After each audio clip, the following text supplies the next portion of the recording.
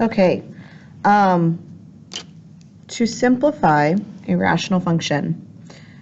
So we have rational functions, and remember that rational functions are when you have an x in the numerator, and specifically an x in the denominator. So you have a fraction. So this is a rational function or a rational expression because there's no equal sign, so it would be considered an expression. There are some really easy and simple steps for you to do in order to simplify this. Now, we can't go back to what we used to do with the polynomials and use like long division, because remember that the degree in the denominator is greater than the degree in the numerator. You cannot use long division or synthetic division or anything like that to divide. So division is not going to work here. But what we can do is we can simplify. And the first step in order to simplify is to factor. You want to factor everything. You want to factor the numerator, which I call n of x. You want to factor the denominator, which we call d of x. Okay?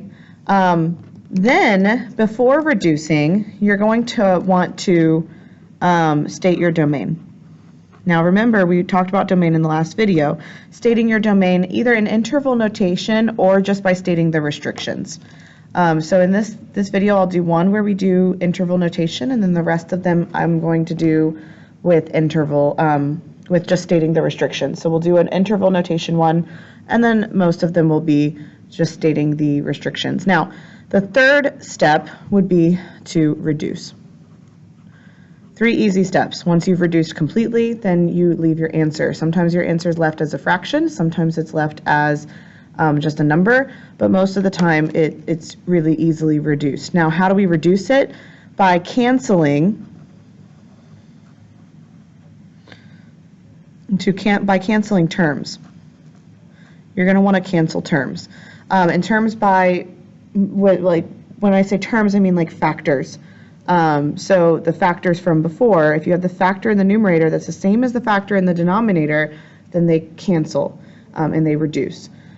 So let's go ahead and factor this. We're going to factor the numerator. If I factor the numerator, I'm going to take out 4. That is my GCF. So I take 4 out, divide both terms by 4, and I get x minus 3. In the denominator, I have a difference of squares. The difference of squares is going to factor to x plus 3 times x minus 3. Now, as a reminder, domain happens in this next step. So before I do anything, before you look at canceling, before you look at what's the same in the numerator or denominator, you're going to state your domain. So my second step would be to state that domain. In this case, x cannot equal negative 3, and x cannot equal positive 3. The reason it can't equal negative 3 or positive 3 is because that is what would make the denominator 0. If I plug in negative 3, I would get 0. If I plug in positive 3, I would get 0. Now, when we do this, we can do it in interval notation. I usually look at it on a number line. We did this in our last video. We put the negative 3, positive 3 here, open circles above, and then everything in between and everything to the left and to the right. And then we start with my lowest value. My lowest value is always going to start at negative infinity to that first value, negative 3, union, negative 3 to positive 3, union, 3 to infinity. Is this interval notation here. My next part of my answer is going to actually be the simplifying and the reducing part. So when I look at the problem here, what cancels? Well, what is the same in the numerator and denominator? Because I have multiplication now, I can cancel like terms. I cannot cancel like terms if I don't have multiplication. So for example, a lot of people say that 12 and 9 would reduce by 3, but I have addition and subtraction here, or subtraction here, and that won't work. So you have to have the multiplication piece. I have multiplication here, I have multiplication right here. Okay, in between the 4 and the x minus 3, and the x plus 3 and the x minus 3. So what cancels? X minus 3 is the same in the numerator as it is in the denominator. So what am I left with? Well, whatever's left in the numerator stays in the numerator, that's 4. Whatever's left in the denominator stays in the denominator, x plus 3, and that is my final answer. And that is how we simplify rational functions. We're going to do a couple of more examples, maybe 2 or 3, and then and we'll be done. So give me 1 second, I'll get the next example up there. I went ahead and wrote the next 2 examples. The first example here, we once again have to factor, and we're going to just go right into it with our factoring techniques. Now, you really have to know how to factor these in order to kind of simplify them. But once again, I want to make sure it's stated and clear that if I don't have multiplication, I cannot cancel terms. So I cannot reduce 10 and 10, even though they are both at the end of the equation. I cannot reduce 10 and 10. So the only thing to do is to factor these. Now, factor these as if they were trinomials, so you're going to factor them as a trinomial. We're going to factor the numerator. What values of 10 that add to 7, 2 and 5, multiply to 10 and add to 7. I know it's going to start with x times x, and then both need to be positive. To get a positive 10, they both need to be positive. To get a positive 7, they also need to be positive. Now, moving down to the denominator, same thing, and it's actually the same factors if you look at it. I have x and x, 2 and 5, multiplied to 10, but they subtract to negative 3. If 5 is negative and 2 is positive. So you really need to be strong with your factoring techniques. You're going to have to go back and look at your notes and review all of the techniques that we've gone over so far in this class.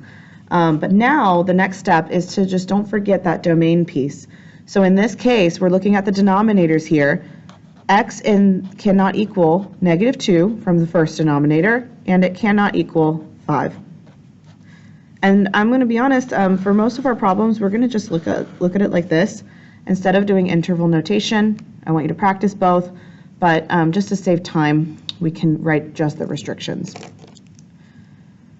So that's not my final answer. My final answer is what happens when I have simplified. So look at what's the same in the numerator and what's the same in the denominator that we can cancel.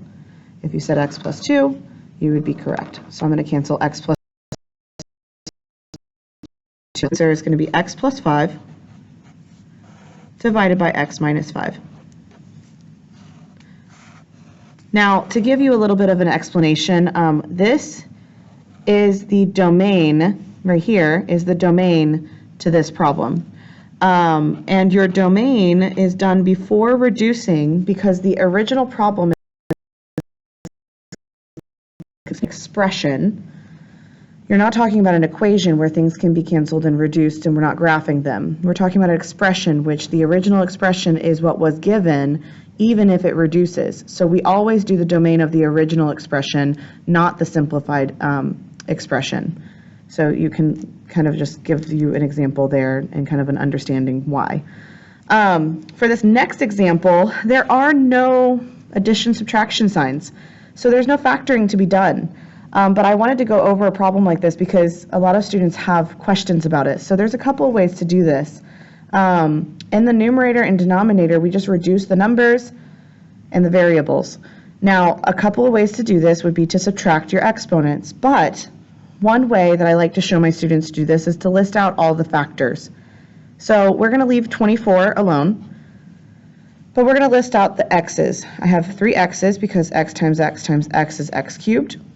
And I have 2 y's, y times y. In the denominator, I'm going to leave negative 6 alone because we're going to reduce the numbers in a second. But then I'm going to do the x's. X times x is x squared. And y times y is y squared. Now in this case, x cannot equal 0 and y cannot equal 0. And the reason is because if I plug in 0 for x or 0 for y, I get 0 the whole thing. The whole thing would be 0. So these are your restrictions for this problem. Now I've listed out all my factors, and now I just cancel out what's the same. To reduce the numbers, remember, what is 24 reduces with 6? So 24 and 6 actually reduce, and I'm left with negative 4. 24 divided by negative 6. So those actually cancel, and my final answer should have negative 4 in it. But I know it's going to have a fraction piece, so let's figure out what's in the numerator and what's left in the denominator. In the numerator, I have 2 x's, that cancel with 2 x's in the denominator. What's left over? An x. So that's going to go in the numerator here. Looking at y's, y I have 2 in the numerator with 2 in the denominator, and what's left over? A y, but it stays in the denominator. And that's it. Once you have done this, this is your answer with this as your domain. Okay, I do have one more, and I did put it on the next page already. So we're going to look at this problem very quickly. With this type of problem, I wanted to kind of show this one because I have a lot of students that question what to do here. This is all backwards and kind of looks a little backwards, so I wanted to kind of go over that real quickly. When factoring this problem as a and have it in standard form. And then another rule that I told you a long time ago is if your first term was negative, you needed to factor out a negative. So I'm going to take out a negative, and I'm going to divide everything by -1. That gives me a positive x squared plus 2x minus 8. This is going to be a lot easier for you to factor than this would have been. So I'm going to go ahead and rewrite it in my problem as a negative times x squared plus 2x minus 8 over x squared minus 5x plus 6. Okay, take a second, pause, and factor it. Okay, so to factor, my factors for my numerator, I should get x plus 4 and x minus 2. My factors for my denominator, I get x minus 2 and x minus 3.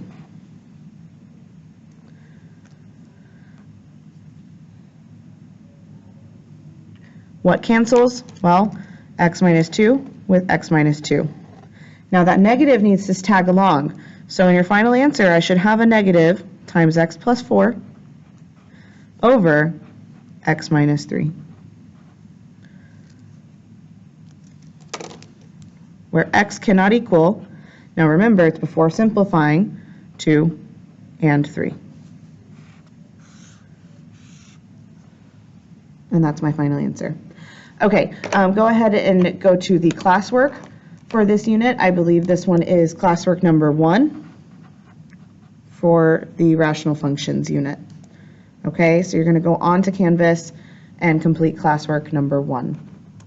Have a great day, everyone.